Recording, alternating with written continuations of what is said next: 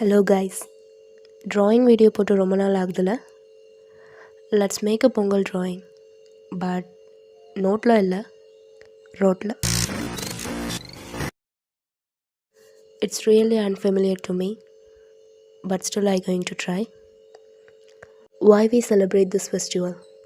ஒரு விதை மண்ணில் விழுந்த நாளிலிருந்து அது பயிராக மாறும் வரை எவ்வளவு வியர்வை, எவ்வளவு பொறுமை. வெயிலையும் மழையையும் தாங்கி உழைப்பை மட்டுமே நம்பி ஒரு விவசாயி காத்திருக்கிறான். அந்த உழைப்புக்கு நன்றி சொல்லதான் இந்த பொங்கல். இனிய பொங்கல் நல்வாழ்த்துக்கள்.